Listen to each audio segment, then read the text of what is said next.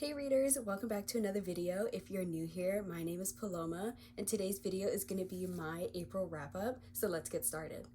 If you're not new to my channel, then you might see that the background is a little bit different. I changed out my bookshelves just to make it a bit more nice and lovely. I wish I had taken a video of me fixing up my bookshelf, but once I really get started on something, I don't even think about putting up a video or even setting up my camera. But just know that it was a lot of work and a lot of love. So to get started on the wrap-up, the first book I read in April was The Enchanted April by Elizabeth von Arnim. So the novel follows 4 different women who decide to take a holiday in Italy, and I'm not too sure why I didn't really connect with this book. I think it's a really well-written book. I think it's a really great book for April. It does have the feelings of April, whereas the sun is shining and spring is arriving. But I think it stopped a bit short from what I thought it was going to be. I thought it was going to be kind of a bit of an introspective on what it means to be these 4 women who lead such different lives, and the holiday where they're escaping the men that are in their lives, because for the most part, the 2 married women wanted to have a holiday without their husbands because their relationships are kind of not the best. And then you have the youngest, who's kind of really sick of being surrounded by men all the time, who kind of just want one thing in mind. And then you have the widow of the group, and she's kind of trying to figure out herself without her husband, as well as the famous people that she used to be surrounded by.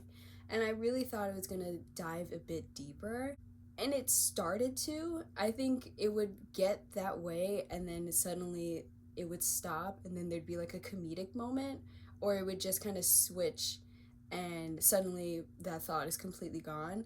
And then around halfway into the book, for the 2 married women, their husbands decided to join them on the trip to Italy. One of the wives had written to her husband and brought him to the trip because she was like, I can't believe I even went on this trip without him. And the second husband, if I remember correctly, he just happened to be stopping by through Italy and was like, well, let me just check in on not his wife, but the younger girl who didn't want anything to do with him. And so it was a bit of a conundrum there, and then suddenly the tension was gone. And I do think Elizabeth von Arnim has a really great way of describing Italy. I think she did a great job of describing the castle, and it made me want to visit Italy. And so hopefully one day I can visit Italy and lose myself in a castle and kind of really delve deep into who I am as a person. So the second book I read in April was Annie John by Jamaica Kincaid. I really enjoyed this book, and I can't wait to read more of Jamaica Kincaid's work. I think her writing is really fresh, and I think it's really relatable as a coming-of-age story. I think Annie John is very nuanced, especially for such a young girl. The main premise of the book, as I said, is a coming-of-age story of Annie John in Antigua, and her relationship with her mother is kind of the focal point of the story as she's growing up from childhood to teenagehood. It's a really interesting commentary on Caribbean parents. I think a lot of people will find it relatable even outside of the Caribbean, especially if you don't really have that great of a relationship with your mother. Annie John, at the beginning of the book, kind of notes that she looked at her mother with adoration in her eyes, and she would see that same look back in her mother's face as she was a young girl. And then suddenly that look changed as she started to become a teenager and she started growing up.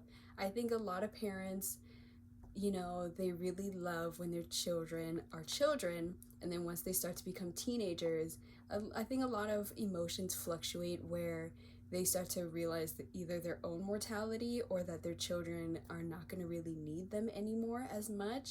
And sometimes that emotion can take on as anger. And I think that's what Annie John's mother was feeling. She was feeling a bit angry that her daughter was growing up and that eventually she won't really need her anymore. And Annie John can't really see that because she's seeing it as a still growing child, she's kind of like, I don't understand why my mother doesn't really want to hang out with me anymore. I don't really know why she doesn't really look at me with affection anymore. Because really and truly, Annie John didn't really do anything other than grow up. And eventually she's like, well, if my mom's gonna look at me with distaste, I'm just gonna keep doing that. I'm gonna keep doing actions that are just gonna keep that look on her face if nothing I do will ever make her look at me with love again. And so she starts to steal, she starts to play marbles, which arguably is a really funny thing to get mad about.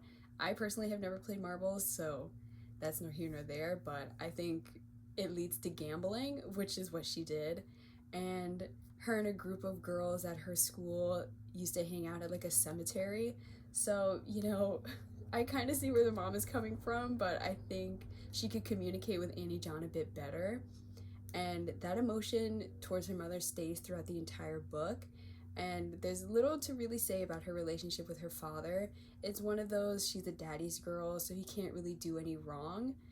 And, he's not really that much of a main character at all. It's really Annie John, her mother, and then a couple of girls that she's friends with. And it's also an exploration on friendship. It's not really spoken about because it's such a short book, but you can tell from Annie John's intellect. She's a very bright girl, but she's not socially smart. And so a lot of the friends that she makes, she ends up dropping them because she doesn't really think they're on the same level as her intellectually. And that's kind of, I think, where she goes wrong, because when you're hyped up to be an intellectual for so long, especially so young, once you start to mingle with people that you think are outside of that, it kind of ruins things, in my opinion, because especially if you can't find anybody else with that same intellect. And so that's Annie John's main problem. I think she's a bit of a narcissist. And unfortunately, I think it works for her because of how smart she is. But, when I was in middle school, I had a boy in my class who was the same way. He was very, very smart, but he was really socially not aware. And so a lot of the times he would sit by himself just reading all the time. And me and my friends would be like, well, what is his issue? Like, yeah, he's smart, but why wouldn't he talk to us or even just the other boys in the school? And so it made him, and don't get me wrong, a lot of people tried to talk to him and be friends with him, and I think he had maybe one or two because they were the same intellect as him, but it just, you could feel the divide every time he came into the room and we tried to talk to him, and he would just either brush us off or he would kind of react to the teacher's way of speaking kind of harshly because he thought he was smarter than the teacher. And no offense, sometimes you're not. I really enjoyed this book. I personally gave it 4 stars. Love, recommend. The last book I read in April was Near to the Wild Heart by Clarice Lispector. I actually finished this on April 30th at maybe 11:53. I was burning the midnight oil trying to finish this book as quickly as I could, and I love this book. It is arguably one of my favorite reads of the year. I know it's a bit early to say that, but my goodness, I loved this book from beginning to end. I had a few issues with the writing style. I did not realize it was a stream of consciousness novel because as I was reading it, I was like, this is not really following the traditional narrative style, but it was so good. I forgave it because it was just really amazing writing. Once I realized it was stream of consciousness, then I was like, okay, so now I understand what Clarice Lispector is trying to say through Joanna. And Joanna has a lot of faults. She's a bit like Annie John in a way. Her and Annie John would be best friends. I will say that. Because they both are very introspective people. I think they're both a bit socially inept in some ways. Both of them had a very... Annie John didn't have a difficult childhood, I would say, other than her mother, but Joanna had a very difficult childhood with both her parents dying when she was very young, and then having to live with a relative who really didn't want her there, and then go off to boarding school, and then come back, and then get married, and it was just a lot going on for Joanna. And if I was Joanna, to be honest, I would have crashed out. I just really enjoyed the introspective nature of Joanna. I think she has, on the official Wikipedia, it says she has an amoral philosophy, and in some ways and in some places it actually works. I think the amoral philosophy works really well when it comes to Joanna, because she's seen death at a very early age. And so, you know, once you're kind of traumatized that early in your childhood, it's a bit difficult to kind of escape that. I'm not a child psychologist, so I actually don't know if that's true or not, but I would like to think, with all the things that happened in her life, that is kind of the philosophy a lot of children would have well into adulthood.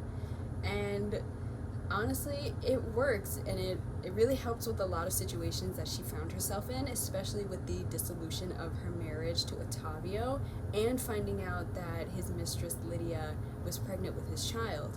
Because once she meets Lydia, and honestly that was one of my favorite chapters, Joanna kind of sees Lydia as who she is, and she thinks Lydia sees her as who she is, in retrospect to their relationship with Ottavio and what Ottavio expects out of the both of them. Because Ottavio expects a wife out of Joanna and expects a mistress out of Lydia. And once that really starts to crumble because Joanna's apathy is so apparent, now he's seeing Lydia and he's like, well, maybe I could start a family with her because Joanna's gonna leave me. And a lot of the times he gets really angry with Joanna based on her personality and her actions. And I don't really think that's fair to Joanna, because Ottavio kind of knew who she was when he met her, and he still married her. And Joanna even says she just got married to get married, and she didn't want to have kids like Ottavio's having with Lydia because she just didn't see it as part of her plan.